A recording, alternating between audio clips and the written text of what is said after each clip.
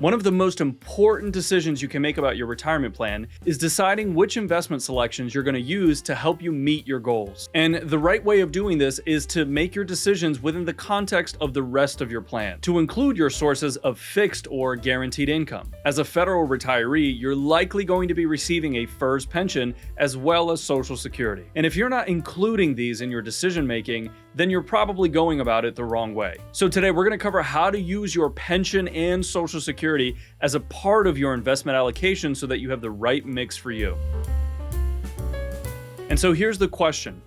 Tiago, I know that in my retirement, my portfolio has to generate stable income for me to meet my ongoing expenses. As a federal retiree, I'll be receiving a decently sized pension as well as Social Security. How should I be thinking about my investment allocation as I create and adjust my retirement income system? So this is the question we're working with today, and essentially, they'd like to know how they should think about their fixed income portions, such as FERS pension and Social Security, as information that's going to influence their retirement portfolio. And I want to answer this question by starting with what is the wrong way of going about doing this. Now, before we jump in, folks, remember I am not your retirement planner. I don't know your specific circumstance, so it goes without saying that anything we talk about here, you need to check with your advisors too. There's a lot of context and specifics that I leave out for the sake of time, so don't take what you hear today and go play the role of an advisor. Okay, so when it comes to portfolio, this is a rather technical part of a retirement plan, so there's a little bit of portfolio theory that we're going to cover. So again, we're starting with the wrong way of creating your portfolio when factoring FERS and Social Security. Before retirement, creating your portfolio allocation is pretty simple, right?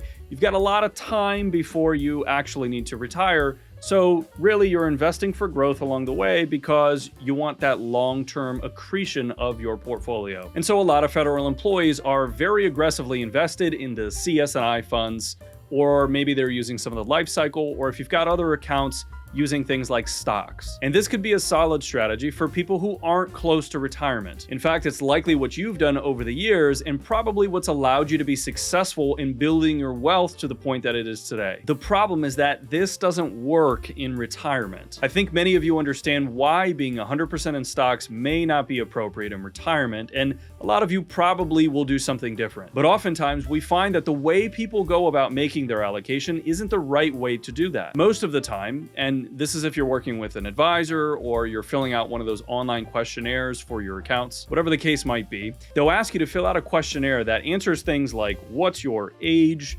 and how long before you need your investments, what's your general feelings about market volatility, or even sometimes how much of a decline would you be okay taking in your portfolio before you get really nervous, and a variety of other questions like this. And what this is designed to do is that it's a tool to simplify creating a portfolio allocation based off of how you respond to those questions. And most commonly, and if you're like most people coming up to retirement, you're probably going to get a portfolio allocation that looks something like 60% in stocks and 40% in bonds.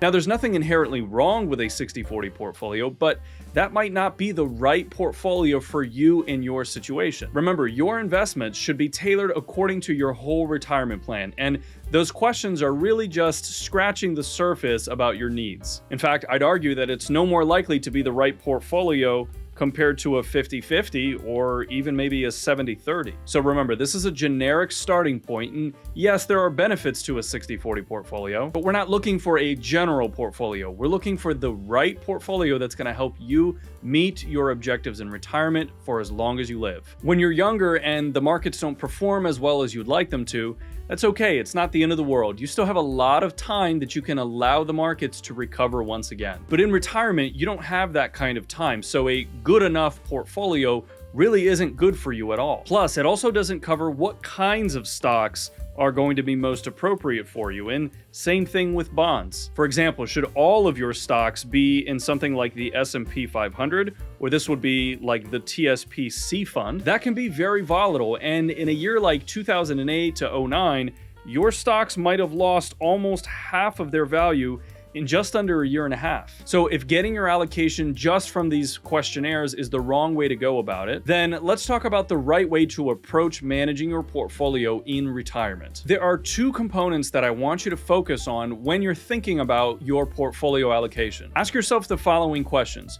what is my attitude towards taking risk, and what is my aptitude towards taking risk? Said another way, what is my capacity of taking on risk in my portfolio and being more growth oriented? And next, what are my general feelings with investing in a way that's going to provide me with that growth? And folks, this is really important, so let's break this down individually, and we'll start with your aptitude or your capacity for taking on risk. Let's assume that you need to take $5,000 from your portfolio to support your lifestyle needs.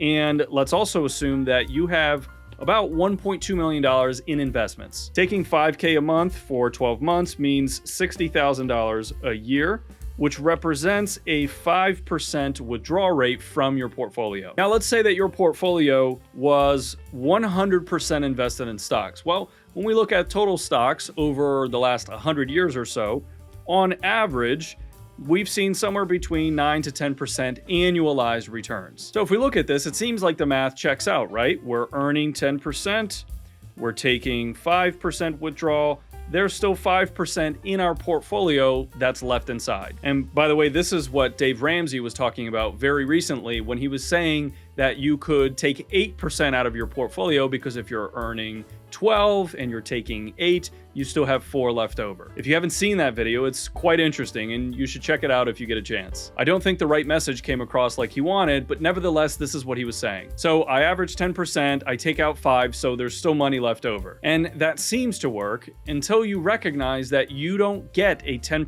annualized return every single year in the markets. In fact, never once in the last century has the stock market given exactly 10% in a single year. You're going to get returns that are much higher, much lower, or anywhere in between the average annualized returns. In fact, if we look at history, there was a year that you could have earned as much as 54%, and other years where you would have lost 43%. And if you apply either one of those scenarios in a retirement scenario, you're going to get completely different results. The risk of the markets not performing consistently the same every year, which is guaranteed to happen because that's how the markets work. This is called sequence of returns risk. And let's look at an example together. Again, we'll assume you're starting with a $1.2 million portfolio and you're taking $5,000 a month, which is $60,000 per year. Now let's also assume that your portfolio experienced a really bad year and a half in the markets, like the one that had 43% negative returns. Well, you started the year with $1.2 million. Throughout the year, you took out $60,000.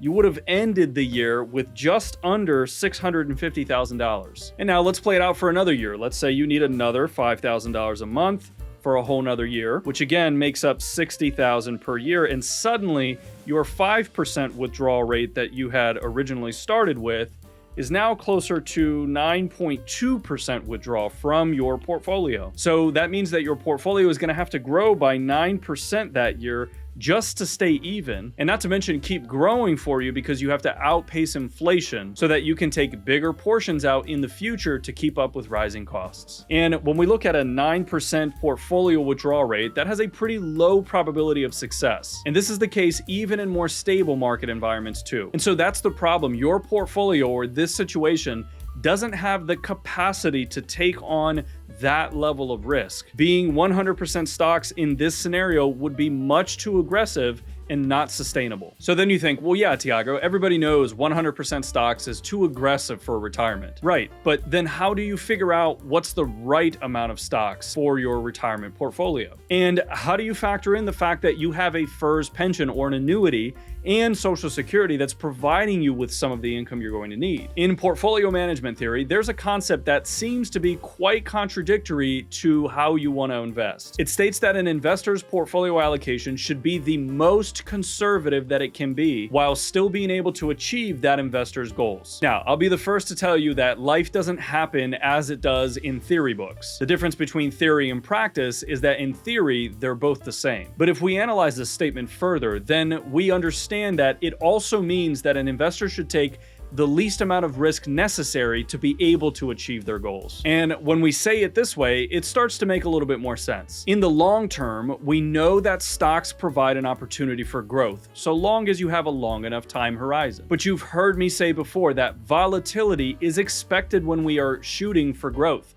Volatility is the price that we pay for the opportunity of long-term growth. But that means that in the short term, like when you're retired and drawing money from your portfolio, that volatility represents risk to you. And this risk within the context of a retirement plan represents the possibility of permanent loss of capital, which means that your retirement plan may not be successful. If we go back to our example of having 1.2 million and needing 5,000 a month, well, you may be forced to sell your portfolio at a loss to generate this 5,000, and that creates a permanent loss of capital for you. This is one of the major challenges that the TSP and other 401ks have when taking distributions across all holdings. So back to your capacity to take risk, how much do you need in a more conservative bucket so that you're not having to sell your investments at a loss when you need to generate capital? Well, in general, and folks, I really do mean very general, we would start by looking at roughly 5 years worth of liquidity needs. And why do we say 5 years? Well, there's a couple of reasons. The first is that on average, a bear market cycle back to even, so this means from peak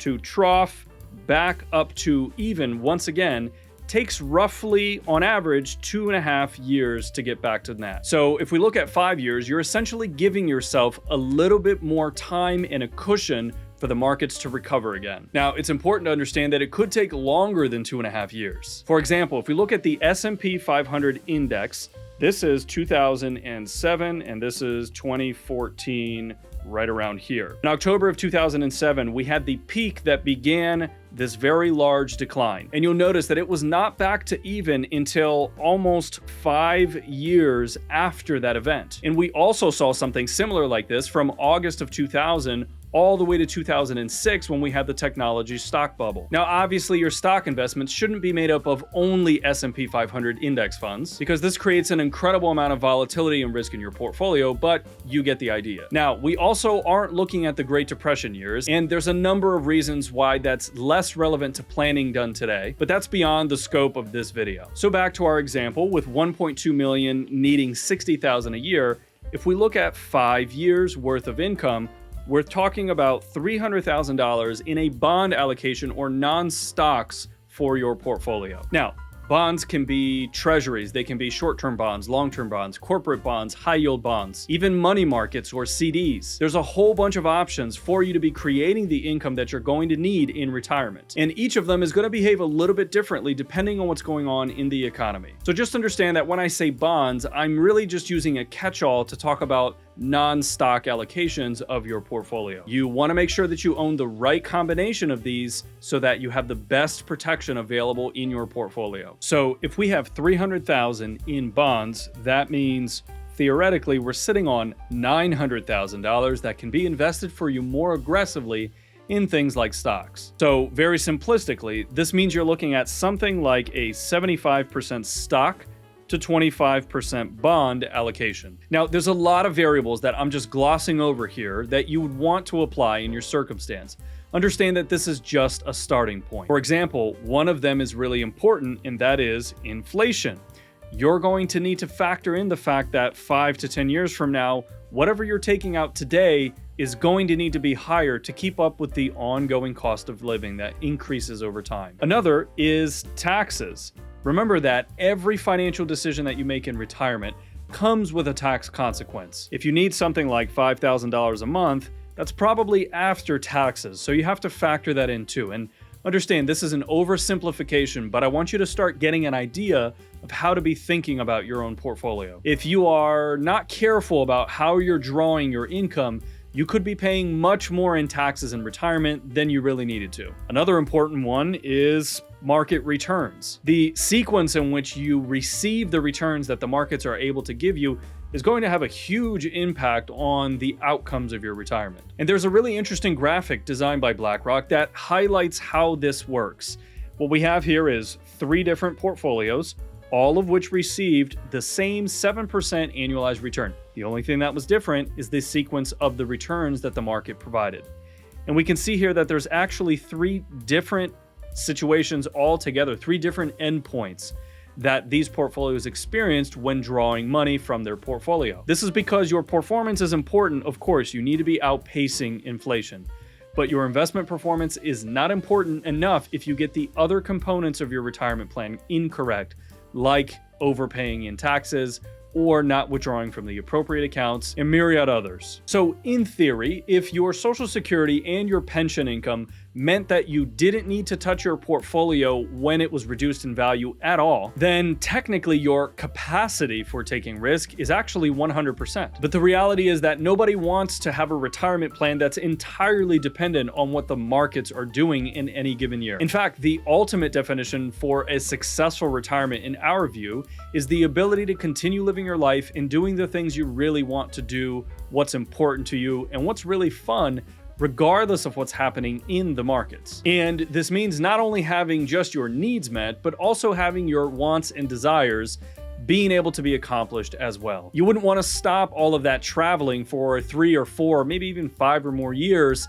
and not really be able to enjoy your golden years in retirement just because the markets aren't performing that well. Having to do this means that your plan is probably not set up correctly. Your FERS pension and Social Security will provide some of your monthly income needs, but if you're anything like our clients, then your savings are going to supplement your income and allow you to enjoy living a life that is really satisfying to you. Now, I said that this is a very basic starting point to be thinking about how to create your portfolio. And some people might be thinking, well, if this is basic, then what else do we have to be thinking about as well? This already sounds like a pretty good place to start and maybe end too. The key here is that even if you have your stock to bond allocation, which kinds of stocks? We talked about various different bonds earlier. Stocks and bonds have a lot of variety, and each one is going to do a little bit of a different job in your portfolio. So creating a combination of various different types to help best meet your needs is going to be key here. For example, when we're looking at the total returns of a particular stock index, some of that is going to be the actual price accretion that you're starting to see on the shares. But there are also dividends that can be paid to the portfolio as well. Or if we're looking at bonds, then we're actually looking at the percentage yield that those bonds are paying into the portfolio as a form of income and cash flow. And if we see that, hey, the cash dividends that are being hit in a portfolio is sufficient to cover the cash flow that you need, then one could theoretically argue that you don't need to sell any of the stocks. Dividend income tends to be pretty sticky, even if the price of the stock is not doing too well. But again, you need to be thinking about a net after tax amount on these dividends or on these interests payments that you're receiving on any of your investments. So you can really start to see that there's a lot more layers that become involved beyond just saying, hey, I'm going to hold 5 years worth of my income in bonds or more conservative investments. But the key here that I want you to get is that the higher or more income that you have in FERS pensions or your military pension or Social Security or the combination therein, then that means there's going to be more influence to how you should be adjusting your portfolio in your own retirement plan. Now, all of this has been from one standpoint, which is your aptitude, or like we talked about, the capacity for you to take on risk. But the other standpoint is actually your attitude towards taking risk. And before I jump into that, if this has been interesting or helpful, or if you've learned anything, then let us know by hitting the thumbs up on the video for us. And now let's talk about your risk tolerance or your attitude towards taking on portfolio risk. Federal employees in general tend to be more risk averse. Again, I know it's not every Fed, but if we're looking at the community as a whole, you will find that the closer a federal employee gets towards retirement and as they age, the less comfortable they're going to be with taking on higher levels of risk in their portfolio. And so far, we've paid absolutely no attention to any of the emotional side of investing. Now, if we were to incorporate the fact that you're human and that you have a pulse, then that means you have some general feelings about how you're invested and the kinds of risk that you take. And the reality is that we're not computer softwares or spreadsheets that can withstand market downturns with no impact to how we feel. Even if we're comfortable being a long-term investor, you do still wish that a downturn didn't happen, and it's likely going to influence your decisions about money in some way. So maybe an 80-20 or possibly even 100% stock portfolio could meet all of your income needs in the form of dividends or however we're structuring it. But is that the right portfolio for you? Now, to put this in perspective, let's say you have $1.5 million in your portfolio, and over the course of a year or a year and a half, you experienced a 43% decline, like we've seen in history before. This would make your portfolio drop to about $855,000 after that. How does that make you feel? Terrible, right? It would feel like a huge setback because it's probably taken you decades to build your portfolio to that degree, and in 16 short months possibly, your portfolio has been decimated to below $1 million. And to compound it, every news station is going to be talking about the worst is yet to come and to expect more pain. And suddenly your golden years feels like they've gotten turned upside down. And the reality is that they don't know exactly what will happen, but the message to you is going to be clear that uncertainty is on the horizon. And I can promise you're going to be glued to the TV if that happens to you. So you can see that your risk tolerance, or your attitude towards taking risk, is all about what's your comfort level with the degree of volatility that you might experience in the short term. You can't be too conservative, because if we pay too much attention to how we're feeling, then you might not be growing your wealth fast enough to pay yourself in the future with inflation-adjusted withdrawals. That means we might miss the financial component if we're focusing too much on how we feel. But on the other hand, if we're focusing on just the investment side and maximizing our wealth, then we might drive ourselves crazy when the markets really don't do what we expect them to. And this can create a lot of discomfort in the years that are meant to be enjoyed and having a great time